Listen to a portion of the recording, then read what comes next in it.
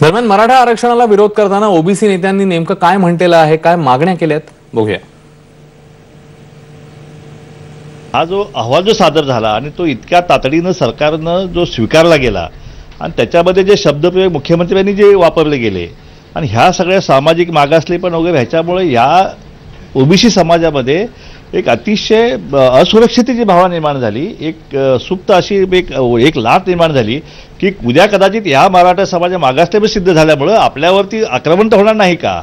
ह्या भावनेतून ताबडतोब या फेडरेशनचे सदस्य जे आहे ओबीसी फेडरेशनचे ताबडतोब आज या ठिकाणी झाले, बैठक घेतली आणि यांच्या भावना ज्या आहेत त्या भावना त्या शासनानं सुद्धा समजून घेतल्या पाहिजेत आणि मराठा समाज नेत्यांनी सुद्धा त्या समजून घेतल्या पाहिजेत। आजही ते राज्यकर्ते आहेत, आजही साखर कारखानदारांचे चेअरमन आहेत,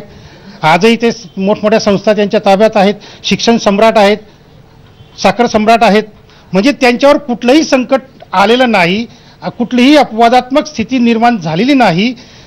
आणि तरीसुद्धा जर तुम्ही त्यांना अपवादात्मक शब्दाखाली जर त्यांना वेगळं आरक्षण देत असाल आणि ते टिकणार नाही, म्हणजे कोर्टामध्ये हे आरक्षण कुठल्याही परिस्थितीत वेगळं आरक्षण टिकणार नाही,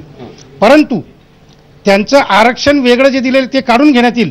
पण त्यांना एससी बीसीचा म्हणजे ओबीसीचा दर्जा दिल्यामुळे ते पुन्हा 27% येऊन पडतील, म्हणजेच ओबीसीचं सगळं आरक्षण मराठ्यांना फस्त करण्यासाठी मुख्यमंत्री महामार्ग तयार करून देत आहेत। संपूर्ण ओबीसींना आणि मागासवर्गीयांना भयभीत करून आयोगासमोर कुणाच्याही ओबीसीचं निवेदन पोहोचू नये अशा प्रकारची व्यवस्था केली गेली। या गव्हर्नमेंटनं आधी कन्क्लुजन काढलं आणि मग नंतर संस्था स्वतःला पाहिजे त्या नेमल्या आणि त्यानंतर त्यांनी आपल्यासमोर आता जी काही परिस्थिती निर्माण केलेली आहे आणि म्हणून न्यायालयामध्ये आम्ही ह्या गोष्टीला जर चॅलेंज केलं तर ह्या आयोगच पहिल्यांदा रद्दबातल ठरतो। ह्याच्यापूर्वीचा मंडल आयोग असेल, ह्याच्यापूर्वीचे सगळे आयोग असतील, त्या आयोगांनी ज्या भूमिका मांडल्या होत्या त्याच्यापासून हा आयोग एकदम वेगळा जातो आणि त्यामुळं हा संकट तयार होतं। दुसरी गोष्ट जनगणना सुद्धा नसल्यामुळं मराठ्यांची नेमकी आकडेवारी काय आहे ही शासनाकडे नसल्यामुळं त्या ठिकाणी तो आयोगाने जे काही